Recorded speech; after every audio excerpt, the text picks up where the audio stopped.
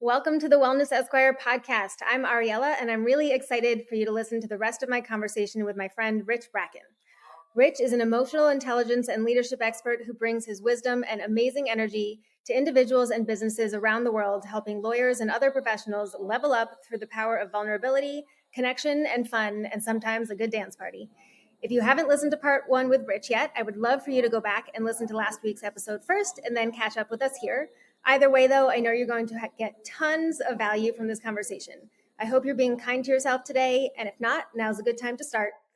Thanks for being here, and enjoy part two with my friend, Rich Bracken.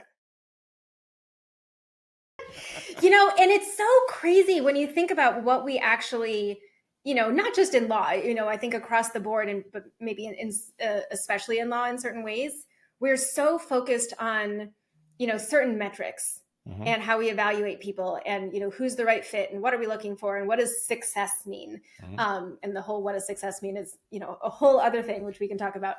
And, I don't think most people have it on their minds to hire for qualities like grit and resilience and, and frankly with EQ, either emotional intelligence. Mm-hmm. And I think one of the things that, back to the magic wand and genie is how do we shift what we even think success is mm-hmm. and how to achieve it? And what are we looking for in the people that we hire and work with? And I really didn't always understand the value of it either. I didn't even know that I really had these qualities because it's just who I am. Mm-hmm. I didn't try. I just kind of, exist. And I naturally this amazing. Ta-da! You're welcome, world. But I received an award for grit when I graduated from law school. And I remember appreciating the recognition, but not really understanding it because I wouldn't have known how to do anything differently. I didn't really do what I was doing on purpose. I didn't, I wasn't like, well, let's see, I will demonstrate grit by, almost dying and then not dying and then staying up until 3 a.m. writing this, the street brief. Right. I didn't even have like grit or resilience on my mind.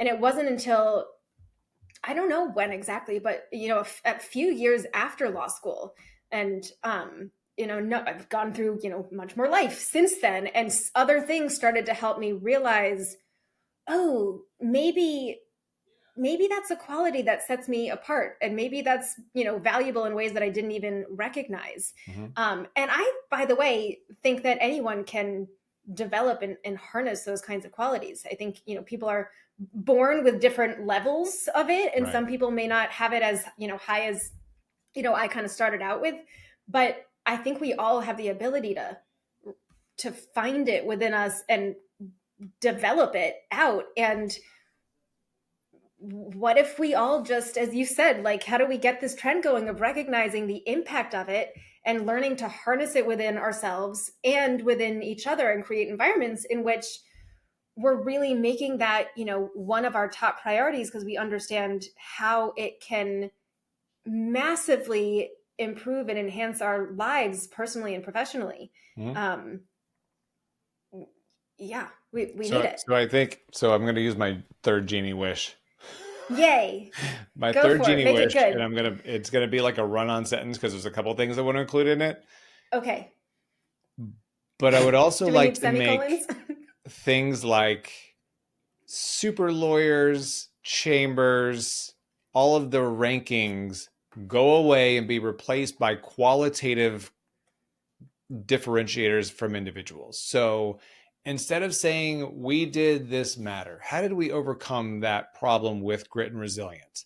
How did we collaborate better? How did we do these things better? The qualitative factors that make emotional intelligence what it is and the benefits of it should absolutely, we should have EQ, or we should have one EQ award that is broken up into different sections, but no more of these other rankings, because frankly, clients want those kinds of people, the ones that have resilience, the one that have grit, the one that have empathy and kindness and communication and calmness and all of those factors.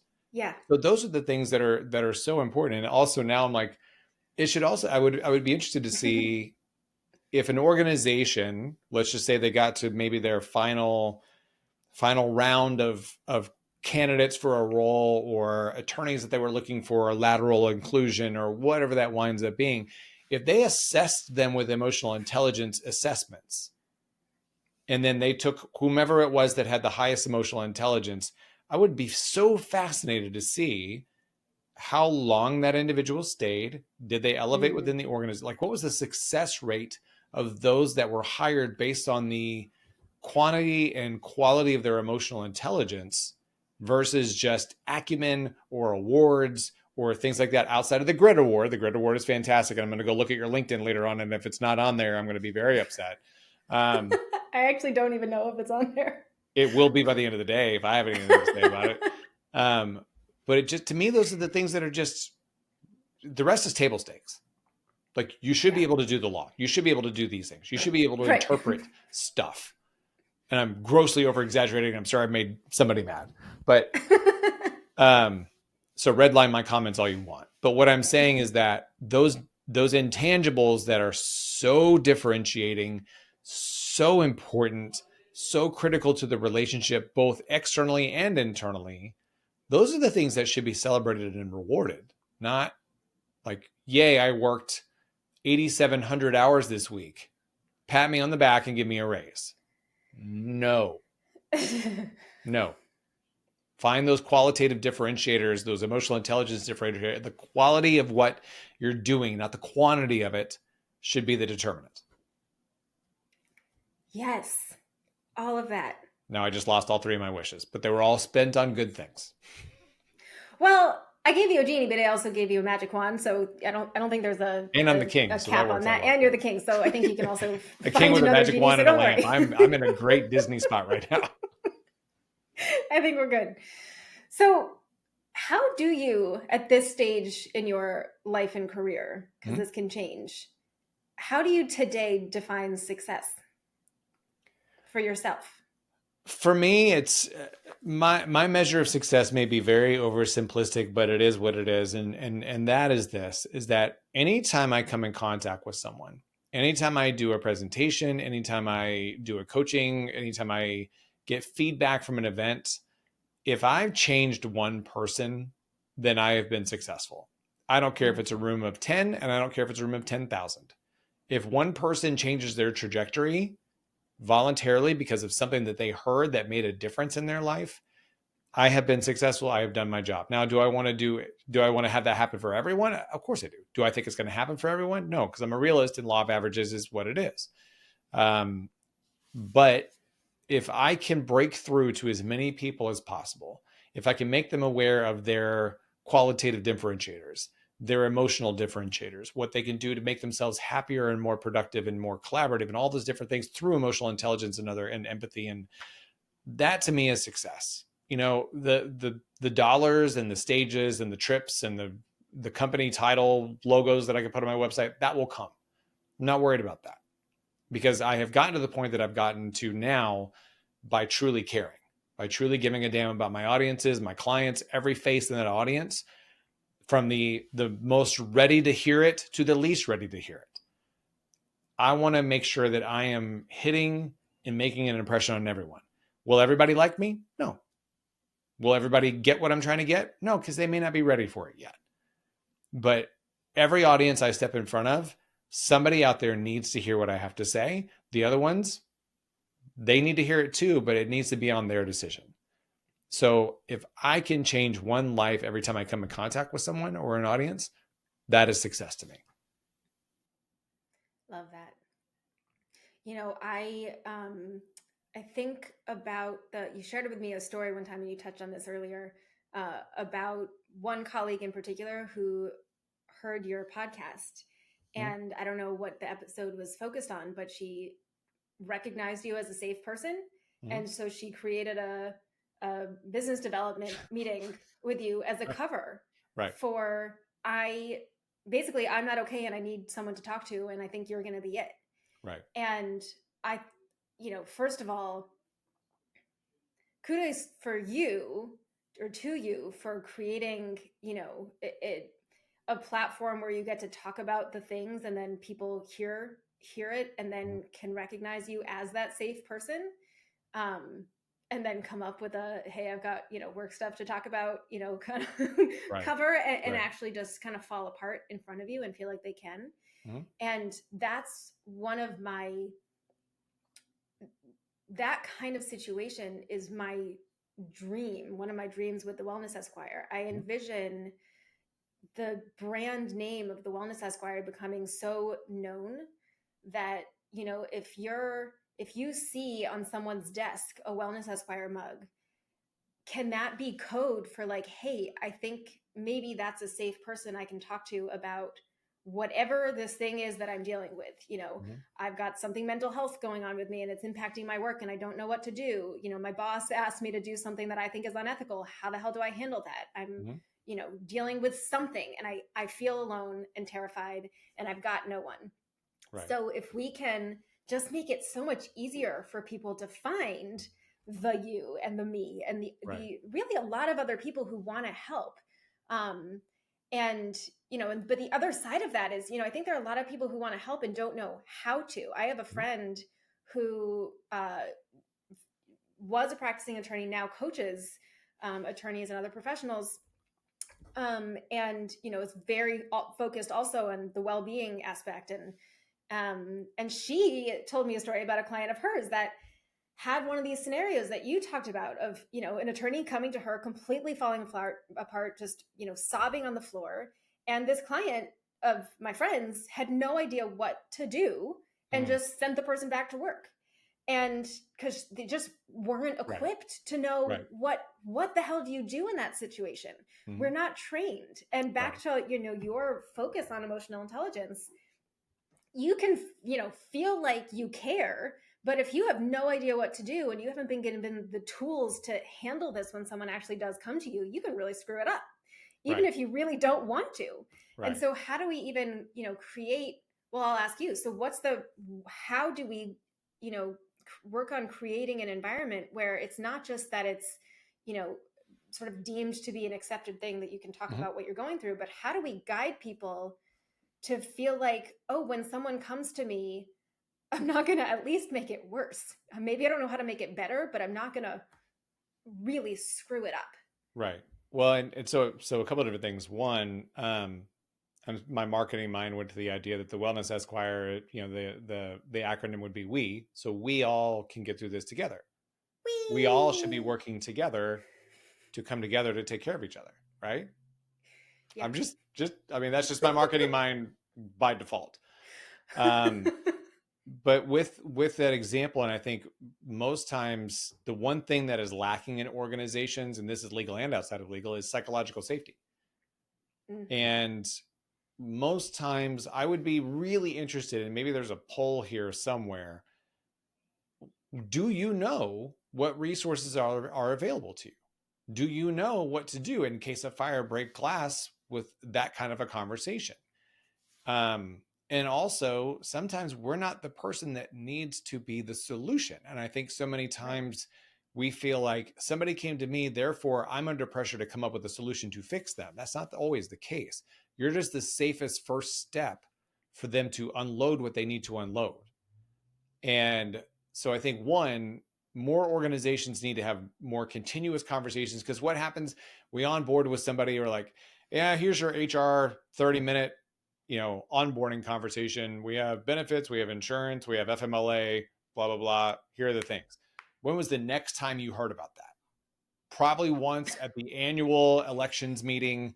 You probably tuned in or not. You probably already filled out your elections online and you're tuned out of the meeting if you even went to the meeting at all. So where is that ongoing conversation of saying, hey, are you aware? Like we do fire drills all the time in company buildings. We're always aware of where the exits are. Sometimes we are involuntarily taken out of our meetings because we have to go do the fire drill for the company. Right. When are we doing that for mental health? When are we doing that for resources? When are we having that reminder of, oh, by the way, if you or anybody else that you come in contact with needs support, here's the person, here's the resource, here's the email, here's the phone number. These are the things that you need. You wouldn't jump out of plane without a parachute because you know that the parachute will help you. Where's your parachute in the organization, and do you know where it is, or how to get to it, or how to operate it if you need to? But understanding that we have to be psychologically safe in organizations, and I think that actually may have an impact on how bad it gets before somebody does something. So if I feel psychologically safe in an organization to raise my hand and say, hey, I'm on the edge of burnout, as opposed to my situation, hey, I'm on the way to the ER because I'm burnt out, that's a different dynamic in an organization. And so the ability to have that psychological safety to express those things before they get into the red is critical. But also empowering people with the knowledge and the resources and the availability and the conversation ongoing of saying, by the way, busy time is coming up. If you need resources, here's what they are. Let's have a quick 15-minute talk during a lunch about where are the resources if you need to chat, whether they're internal or external. Everybody needs this. I'm a firm believer that everybody should go to counseling at least 3 times in their life, just to talk about something, get something off of their chest. So that kind of psychological safety, like counseling is okay. Going to talk to somebody is okay. Being vulnerable is okay. Let's get to those points first. And then what resources are you making very obviously available to anyone without shame, without judgment, without feeling like you're going behind somebody's back to go talk to somebody because you're about to freak out on yourself. How are we creating that environment? And what are we doing to remind people of what they can do, where the fire exits are mentally, where the parachute is emotionally? How are you doing that to reinforce the message within your organization? That's a huge first step. Yeah. So you mentioned so many good things, some of which are, you mentioned shame, judgment, and burnout. Mm-hmm. And you reminded me of a friend of mine who ended up taking a mental health leave. And one of the things that she said to me was, really, I delayed taking it, I really should have taken it much sooner. And what kind of kept her from doing it for so long was she felt like, well, I've kind of have the same basic workload as everybody else around me and they all seem fine. So therefore I should be fine too. Right. And I remember saying, well, how do you know when everyone's fine? And also, why does that even matter? She, of course, was putting on a show. We talked about this before. We are, a lot of us go into law kind of already as type A workaholic perfectionists. And then, that's trained up even more. So we're very good at pretending like we're okay when we may really not be. And, so you have no idea what's going on behind someone's, facade. Mm-hmm. And also, we all have different things going on in our personal lives and we have different thresholds. So, aside from the fact that you really never know how okay everybody is. And I mean, back to your friend who committed suicide, you said like of everyone, maybe there were people I could have seen that coming from more so. And it instead was this person who was the last person I ever would have thought, would have something going on like this. So we have no idea. And to suggest that we can tell what's going on with someone's mental health or emotional health or physical health by the way they show up with you every day, it's just not the case. But even that part aside, just because one person is handling, the same workload well, doesn't mean that you should be able to also. You're different human beings. You've got different inner resources. And I think a lot of what ends up keeping people from speaking up and getting help, even if they have some inclination about what the resources are, and often people really don't know what the resources are, but whether you do or not, if you have this mindset of, we're so inclined towards comparison. And so if you're thinking, well, this isn't really that much work. And, if you think that, well, this job is better than that job. And, I should be able to manage this or whatever it is, we're so good at spinning stories as to why we should be able to handle this better. Mm-hmm. And we got to let that go. When it's a form of toxic positivity, right? So you're trying to create the grass being greener in that situation to make it feel like the hell that you're putting yourself through is not all that bad. Right. And that, you know me well enough to know that I come up with these ridiculous comparisons from time to time when I'm thinking through thoughts. But to me, mental health in law firms is like the world's biggest poker game where everybody's bluffing. I mean, seriously, like they're putting on a good face. They're giving you the facial and verbal cues that they've got a great hand, when in their hand, they could have a crappy hand, and most people do. And they're just trying to help everybody else think that they're okay or that they should stay in the game. And some keep throwing chips in when they have no business doing it. And so, Well, you don't want to look weak. right. I don't want to look weak. I want to be the strongest person at the table. I want to be the one that everybody's afraid of. I want to be the one that everybody is trying to chase because I'm the gold standard. When you literally are propped up, you're like an old time movie set where it's a great front of the building, but there are two sticks holding it up from behind. And that idea that, because along the same lines of what your friend went through, I had a couple of attorneys that I worked with, younger partners and senior associates, that all took, a handful of them took FMLA leave because we had a partner that had no empathy, no emotional intelligence, that was trying to drive projects like crazy for a very top billing client to keep the costs low. He kept the teams lean because they just kept doing things and they felt like they had to keep this top billing client. And I watched one person who literally paint this image of this probably used to play a college sport, very fit, very together, very confident, good looking young man who fell the hell apart because he was hanging on by a thread at most times, and he finally broke and took FMLA. I've had several attorneys take FMLA after big projects because they literally are pushing the needle too hard, too far, and you cannot sustain that. And so again, it's a cultural thing. Yes, your emotional intelligence is up to you individually. But if you're in a culture where that person that you're working with does not care, it's kind of like next person up. Like if you burn out and go to the hospital, okay, great. I'll have somebody else do contract review. I'll get the next warm body that wants to make You're a good expendable. impression on the partners. That's the wrong culture to be in. If you are serving your clients with quality work, you should not worry about the cost, not try to worry about being the lowest cost provider because you're up against, an AmLaw 10 firm.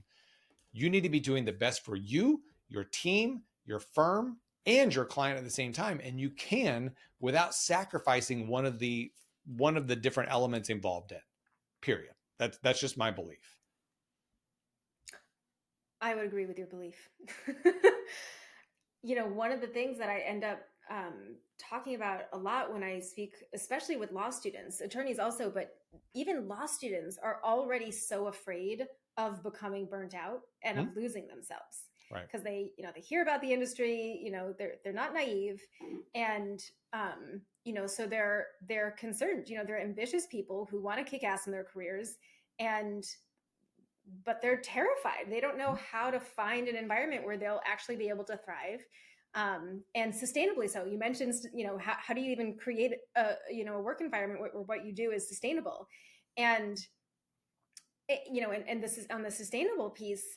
One of the things that I've had to work through, which hasn't been easy, is when you go through so many years, and the approach that gets you through is unhealthy, but it's like, my entire schooling and all the way through law school and parts of my career, I was not doing it in a healthy, sustainable way. I was a total workaholic and forgot about actually paying attention to my health. Again, back to the didn't die immediately, stayed up until 3 a.m. working.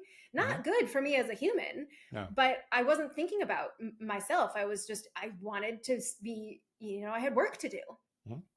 And so when you develop over years a methodology of, well, this is what's worked to get me here, it's hard to then shift to then be like, well, but maybe I can only do that for so long, and maybe that isn't actually a sustainable approach.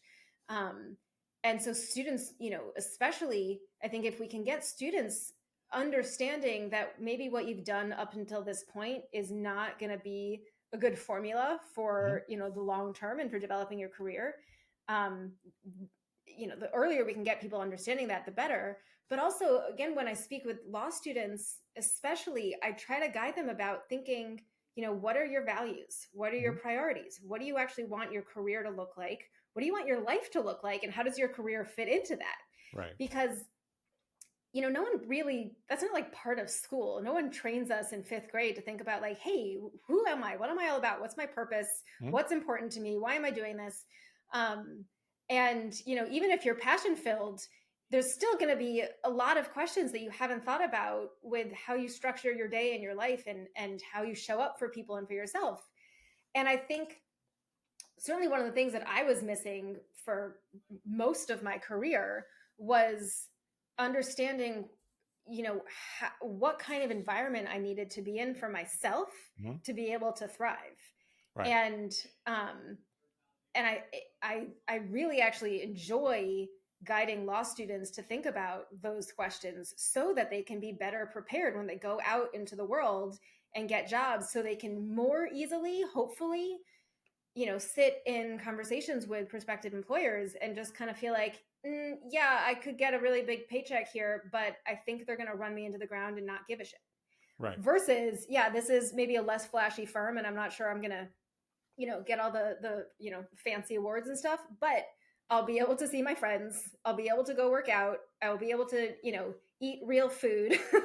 And I think I'll be able to actually be happy. Right. And we don't tend to think about all those factors in the way that I think we really need to, because if we did, we'd be, I think, better set up to recognize when we're in the environments that are just going so against all that stuff, Mm-hmm. and sooner say, no, I'm out. Well, and yeah, and I agree with all that. And I think it's also the historical nature of the industry. And again, from a metaphorical comparison standpoint, so if you imagine entering a room and there's a finish line on the other side of the room, let's say it's 100 yards away. There's one path down the middle that is coals on fire. And if you're told that's how you find success in the legal industry, that's the only way. That's typically what happens is like, well, if you're going to do this, this is the hell you're going to have to go through, but it's going to be financially rewarding. You're going to have lots of clout and attention and awards and accolades and woohoo. But nobody ever says, but also you could go on either side of that. And there's going to be a wall to climb and there's going to be some things to traverse. But at the end of the day, you don't have to go through this painful, ruin yourself in the process methodology to be a successful and happy lawyer. You could go these other routes and still have challenges, because it's not an easy industry by any stretch of the imagination. Now, no matter how big or small or what kind of law you practice, there's always going to be challenges. But do you need to damage yourself in the process? Absolutely not. And if you feel like that's the only path, you've not been open to the opportunities that exist outside of that, nor have you been talking to the right people, because I also kind of feel like it's this is just what we do. This is what I went through. So you're just going to have to go through this too. Like, right. No, there's like literally there are multiple paths here. I don't have to go the route you went that has led you into this world of holding on for dear lifeism. There's other ways that are challenging, but also to your point, like I can actually have a life outside of work, or I can actually have my health to enjoy outside of work, or I don't have to worry about making everybody in my life concerned about me because I can't look up from my work at any given point. Like there's a different route. There's always going to be a better alternative, and it's going to be subjective. But at the same time, you don't have to go down this route of destruction because you think it's the only way to get to success in this industry, because it's not. No, it's not. And, everyone's going to want something different. We're all, wired differently. And what you may want at one point in your career, that can change. And, I asked you earlier, what's your definition of success? And for me right now, I want to be able to be at the beach as much as I can. So sometimes that means I'm just at the beach, doing whatever I want. Sometimes that means, I've set up my schedule so that Mondays and Fridays, most of the time, I'm working at the beach. And, and I've experienced that plenty of times. Well, and I have one client in particular who knows that that's what I do. And she can tell when I'm working at the beach because I'm so productive there. I mean, it's just, that's my happy place. That's where I'm most relaxed. That's where I can just move so fast through things. And so she can tell based on, what's coming through to her on the other side. Oh, are you at the beach right now? I can tell based on like the deliverables that I'm getting and the, all the email responses. And I, never would have thought when I was in law school or at any point really earlier on in my career that that's a thing that I could do, because, well, we don't really talk about, the They don't talk about working lawyer. on the beach at law school? Like, no, we don't. But I think we should. I've never felt more ownership over my career. I've never felt better about what I do. I love working with my clients. My clients love me. Mm-hmm. And, and I think a lot of that part, not I think, they tell me it's, I care. You can tell that I care about what they're doing. They're not just, they're not just a number. Right. And, the client relationship piece is important. And, I think we tend to forget that the legal industry is a service industry. And we often are not setting ourselves up to actually really service the clients well. And in order to service the clients well, and every client needs something different, but you also have to take care of yourself. I can't do good work for my clients when I'm falling apart and, completely burnt out. Right. And so, I set things up with, the whole model around my firm is I'm going to do good work for you. And that's partly, and a lot of that is the way I set myself up for success. We all win. Right. Well, and that's, I love that point. And to anybody that's thinking about this middle of the road, fire laden, I've got to go this route, path to success in the legal industry. One of the questions I ask a room full of skeptical attorneys is, how many of you have a nice car? Like a really nice, exotic luxury car?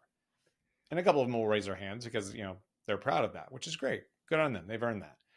And I said, how good is your car when it didn't have any gas in it? Like, how far can you go? How good do you look? Would you be really thrilled about being on the side of the road next to your car because it's run out of gas? Your car is really pretty, but you have your blinkers on and you're hoping that somebody can come help you. That's what it's like when you don't take care of yourself. So you may be the most powerful attorney in America or the world. I don't care. If you have run out of gas, you look great. Your honors look great. Your super lawyer badge in your email looks great. But if you've run out of gas, you're not worth anything to anyone. Period. Yeah.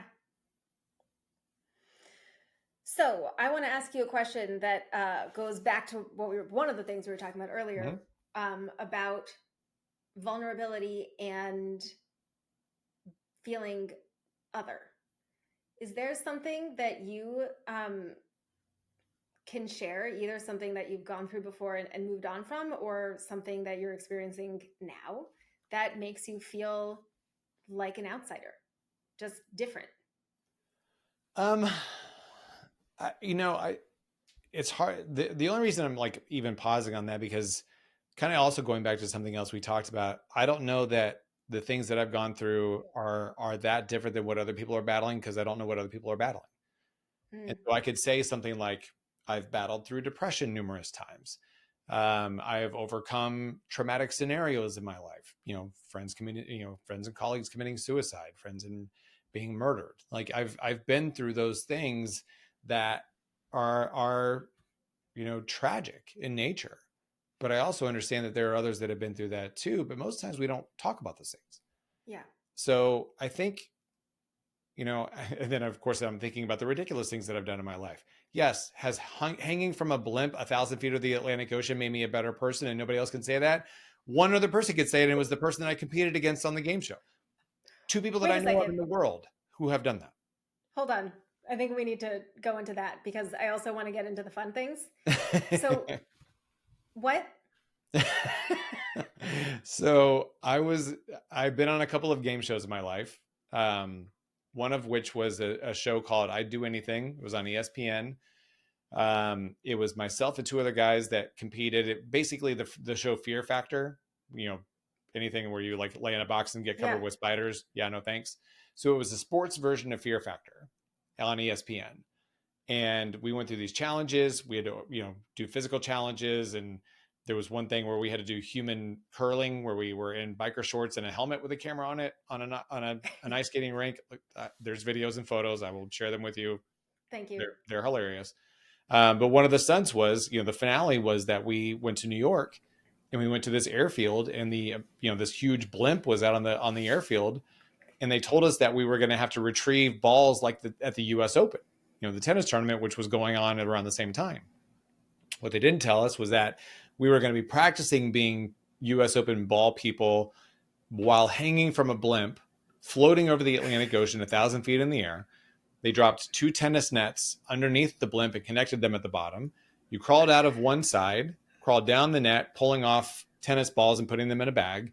You had to get down to the bottom, cross over, and then crawl back up the other side, all while dangling over the Atlantic Ocean 1,000 feet in the air. So did that make me a better person and make me more resilient and less afraid of things? Sure. Would I ever do that again? Hell no. But, that to me, like it's bizarre, random things like that make me able to do that. Same show, we were taken to Las Vegas and we had to compete in a ballroom dancing contest in front of 1,000 people wearing a satin mariachi shirt and a pair of black spandex pants. Did that teach me humility? Oh, you bet it did. Did it teach me to be able to laugh at myself? Yes, because on camera, right before I walked onto that dance floor, you saw me laugh at myself. Like, what am I doing? What is this? And I'm so glad I'm here because it was a fun opportunity. So I love this story. And I think it actually fits in well with part of what you do with clients that we didn't really get into. We focused on, you've got this, expertise in emotional intelligence, and you work with clients on that and things related, but you also have this very unique kind of element to what you do sometimes with clients that are interested in it, which is, essentially you bring in fun. You make all of this, you bring in music, you bring in kind of a party atmosphere, and you make it really kind of real and functional. And I think the way that you do it also helps people to integrate it into their lives, as opposed to it just being this sterile, conference that you go to and everybody does, and then people leave and forget, because it wasn't really that, it doesn't like carve space into your brain. Right. And this, you make it so meaningful and you bring people to life. Yeah. And I think, in law, we a lot of us tend to forget about the fun parts and the humanity parts and the happiness pieces and how all that connects to performance. And that's also a lot of what you bring into your trainings with people, which is amazing. Yeah. So the fun that's brought, and thank goodness I have a gigantic physical head because I could fit a lot of hats on it. But one of the hats that I used to wear was that I was a national touring DJ for 25 years and got to open for some very notable names in music. And so what I've done is I've married the idea of emotional intelligence and the power of emotional intelligence with the power of music. And to this day, knock on whatever my desk is made of, I have yet to meet anybody who just does not like music at all. And so everybody, doesn't matter what genre or where you come from or what type of music or what bands or what songs you like, everybody is bonded by the concept that we all enjoy music at some level in some way, shape, or form. And so in this presentation, the fun part of it is that I play music from the stage. We talk about music. I play different sound bites of songs that evoke different emotions. And I train the audience into understanding that our emotions are completely up to us. How we perceive something is completely up to us. And the nerdy side of me has proof that when we're having fun, we actually learn and retain at a 42% higher level. So yeah, I think of all the presentations you've ever sat through that it's, here is my acronym for fun, or here is my acronym for power. And, here is the small font that you probably can't read in the back that is literally like the entire code of the law that I'm going to talk about, but it's in fine print. So please pick up your magnifying glasses that I've given you on your table. Like, nobody remembers those things. But I can't tell you how many times I have clients that reach out a year later and like, oh my gosh, we're having our meeting for our next event, and we were just talking about how much fun we had with you last year. Like, it's a memorable experience, but it also helps people break through, because when I talk about metaphors and analogies, like the ability to take something like music and connect it to emotional intelligence makes it more tangible. So I play songs within the different elements of emotional intelligence as I talk about them, that I'm like, the next time this scenario happens, you're going to think about this song. Or when you think about this song, you're going to be thinking about your emotional intelligence. And inevitably you see people light up like, oh my gosh, yeah, that totally makes sense. And it's fun. It's high energy. Is it something that is right for everybody? It could be. Most people are like, well, that's too glittery and there's glow sticks involved. Oh, I don't think so. Like, it's almost like there's a severe allergy to fun. And so they don't want to have that as a part of their conference or their meetings or their in-services or whatever, which is fine. And I have my regular version, which is still fun and engaging. But if you really wanted to take it up a notch, when I bring my turntables on stage and people are like, oh my gosh. And then I've even done it where I've had clients say, would you mind hanging out for 15 minutes afterwards and showing us how you actually DJ? Like, yeah. So it becomes like a DJ workshop. It's so much fun. But people walk out of there going, I didn't realize what kind of power was in this. And so the ability and the knowledge of knowing that you can change your emotions and change the trajectory of your day, change your dynamics, change your relationship, change your communication within seconds is powerful. And it's fun in the process. I mean, who doesn't want to listen to September by Earth, Wind, and Fire while learning how to be better at managing their emotions? Okay. I challenge you to find something more engaging and fun. Yeah. Amazing. Yeah, it's fun. I don't wear spandex during that though, so don't ask. That was a one and done on national television. I've served my time. No, but you do the pink blazer every time. I do. And I have a new one that is even louder than the old one. And I can't wait to wear it at my conference next week. Good. Bring the personality. I love it. It's there, whether they like it or not. Is there anything else lawyer well-being related that you want to cover that we didn't already? I think we've hit the main things. And I think that just the overarching request that I have of the industry is to understand that it's okay to invest in yourself. It's okay to not be okay. It's okay to be a work in progress. It's okay to be vulnerable. It's okay. All of these things are okay. The idea that you're trying to put up some poker face bluff facade of toughness and power and stature, like, nobody cares. Nobody cares. Since I'm getting my magic wand back out, if we could get rid of the serious face, I'm going to kick your ass lawyer photos on websites, knock it off.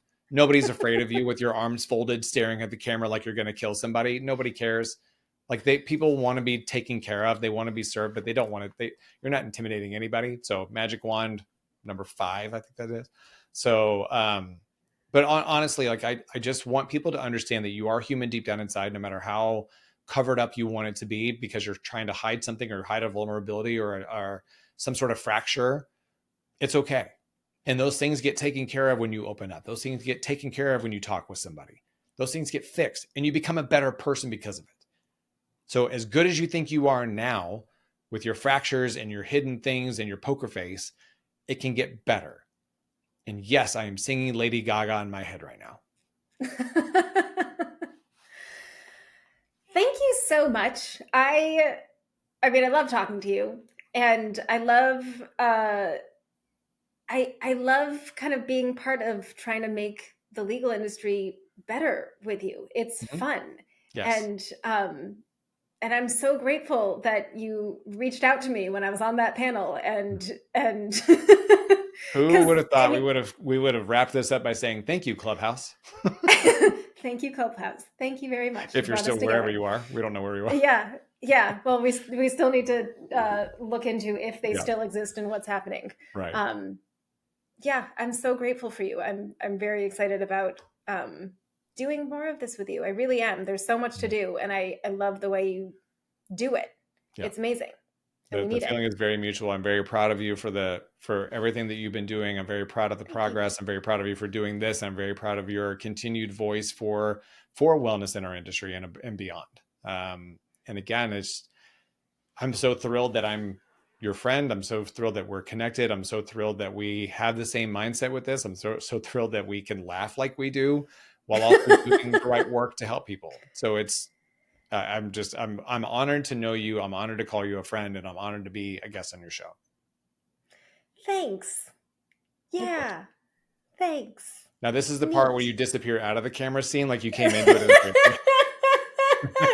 Well, you know what? Hold on. I will stop recording now, but I want to show you well, hold on. No, maybe I'll keep it. This will be fun. Yeah, leave it. Leave it. Edit it out later. Okay. So let me show you what, not what I was thinking like maybe I would do, and I ended up not using the straps at all, but I'll show you what I've become completely obsessed with. And because it's like magic for the nervous system. Okay.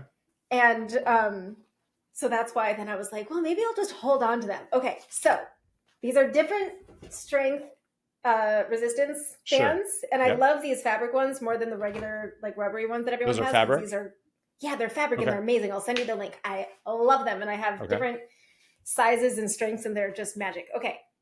So I have, this is amazing. You know what? We're in it. Go on. This is a little bit difficult because you can't see the floor, but so you have it under your toe or the ball of your foot, I'm imagining? There's also this like cord in the way. So let me hold please.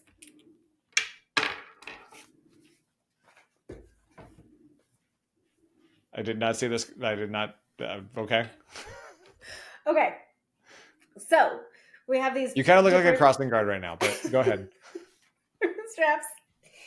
And then, let's see how we're going to do this. And then one goes underneath each foot. Okay. Show me the other side. We got to see the other. I got to have balance here. I'm OCD a little bit. There we go.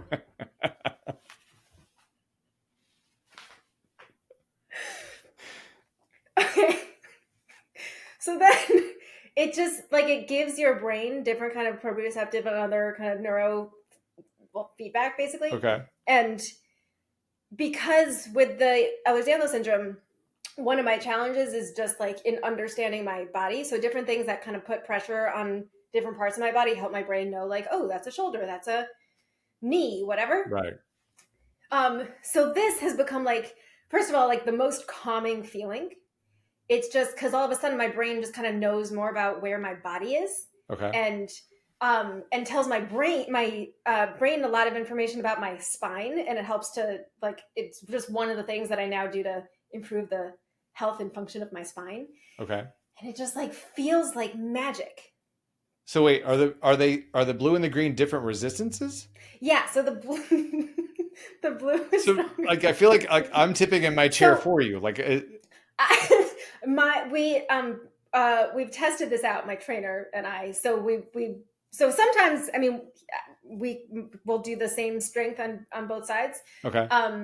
But I need more, my left side. Oh, okay. So you're almost kind of balancing things out. Okay. Yeah. Yeah. So I, for a lot of things, need more help on the left side. So we give it more help on the left side. And it's amazing. And it's like, so this is one, I mean, I did this before we started. It was just one of, I have this whole set of tools of things that I know. I did my Blaze pods, which are over there. And I'm, over here. Those things are so cool. Do you have them? No, you told me about them before. Oh yeah. Oh my God. This is, I have this whole toolbox, which sometimes it's like, literally stuff, but sometimes it's just things that I do and you don't need stuff. You just need yourself. Right. And so I have all of these things that I'm like, well, I know how my brain responds to XYZ. And, when I have all of these things that I can do to get myself ready for whatever it is that I need to do. Mm-hmm. And so, I do things that are focused on coordination, like the Blaze pods before, Zooms and meetings, because it kind of just fires up my brain in a certain way. Right. And these kind of things just give my brain the input that it needs. Now someone else is going to need something different, sure. But this is, some of my go-to stuff for just like feeling great. And another way, so here we go.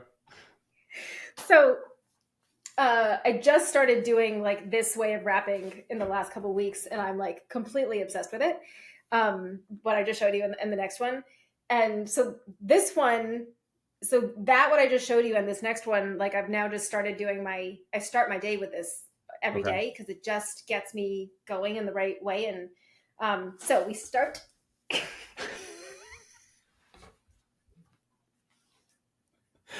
I can't tell you how much I adore our friendship. Like, What do you mean? Why? I don't know what you're talking about. So we start there. It's on the left foot. Okay. And then we wrap it around. Wait. Okay. So it's around my right hip. Okay. And the left shoulder. Between the feet and the cord and the straps, like I'm like, I feel more balanced trying to figure what the hell's going on. So, And in a different way, it like gives your brain a lot of information. okay. And I have, so I'll do like kicks out with my free leg, the right one. Right. Like kicks to the right, kicks back, externally rotating my hip and then to the side and back, and an arm movement thing. And I'll do like mobility exercises on the free Right. side. And it's my new kind of obsession for how to start my mornings. Okay. And just to do throughout the day. It just like turns my brain on so quickly. And just, I've never been a morning person, which is starting to change. Mm-hmm. But also just, everybody needs a pick-me-up sometimes. Right. And, I know people who just drink, half a dozen or more cups of coffee every day, or Diet Coke, or, there's all these things that people lean on so that they can do whatever it is that they need to do. Right. And, I think we often just like commonly talk about, the mid-afternoon slump and, sometimes you don't sleep very well. And sometimes there are some people who just like never sleep well. So how the hell are you going to perform well when you're on no sleep? Right. And I've been one of those people, by the way. Yep.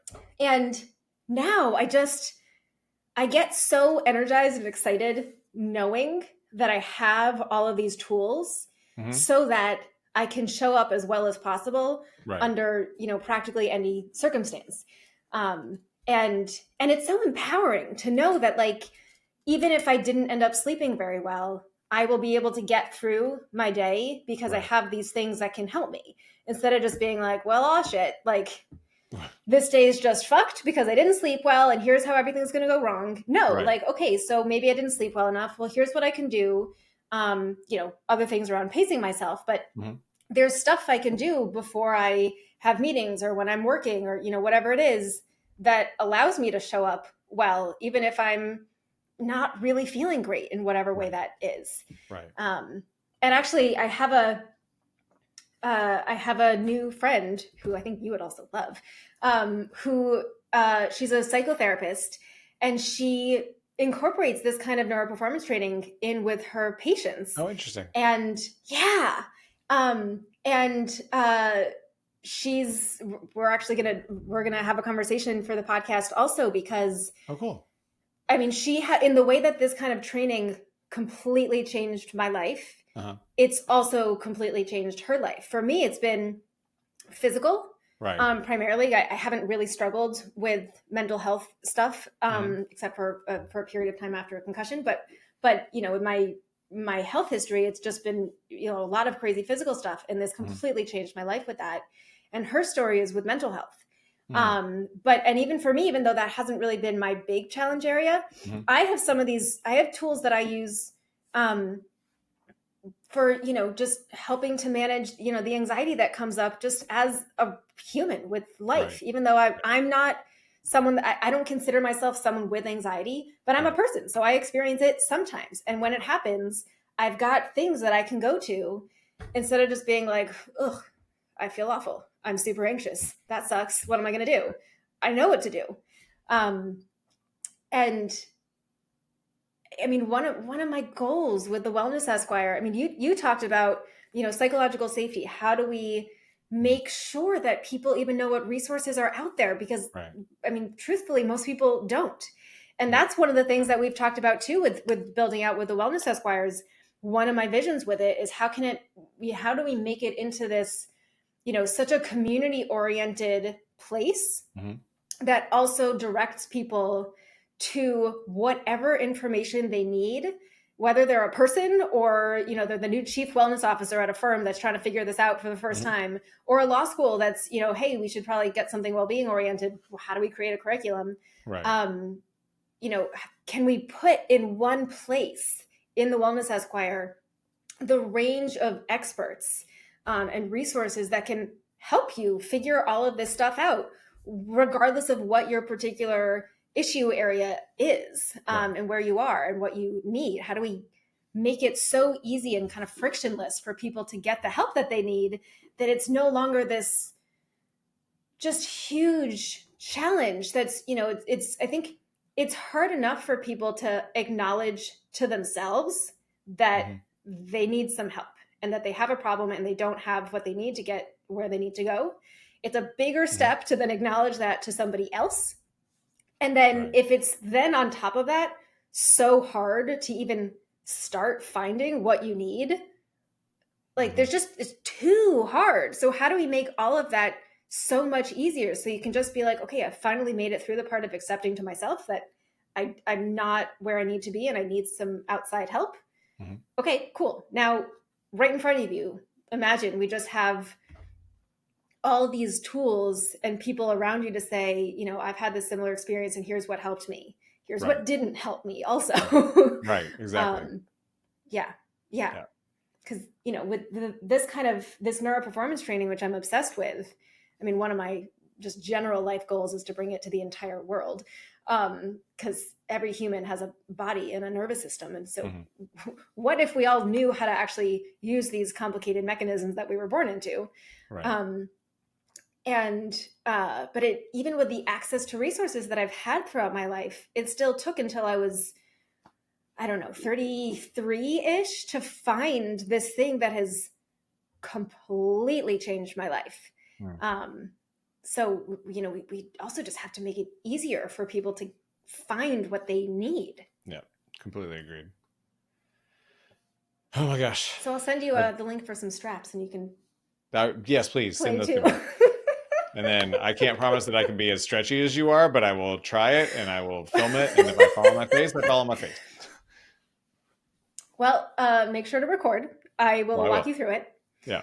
And thank you for participating in that with me. Oh my gosh. Thank you for bringing me into it. It was an absolute delight. It was the perfect way to bookend our conversation with absolutely like falling apart laughing. So I just appreciate you so much. Right back at you. So, real quick before we bounce, remind me what city you're in right now. Yeah. Where I live. Yeah. Santa Barbara. Okay. I've got 2 clients out in LA right now that I'm supposed to come out and visit sometime soon. Cool. So when I get those plans finalized, I'll let you know, and would love to book some extra time and come down and see you. Do it fast because we just decided that we're putting everything in storage and traveling. So on March 22nd, we are headed, well, then we'll be in LA for, I think, 2 days before we go to Costa Rica. Okay. And then either back to Costa Rica, because then we're going to Costa Rica, and then we're going to go to DC for a couple of days for Passover, and then maybe back to Costa Rica, maybe then to Hawaii. We don't know. Or I'll just chase you on the map somewhere. That too. Thanks for listening. I hope you got a ton of value from this conversation and that you will check out the links in the description to learn more about the guest and the Wellness Esquire. And I hope you take even just 1 minute to do something for yourself today. Maybe right now, drink more water, say no, call a friend, do something that makes you happy, have a 30-second dance party, find something to make you laugh. Also, be sure to subscribe and send the podcast to a colleague. And if we're not yet connected on LinkedIn, please fix that. I'd love to know you. See you next time.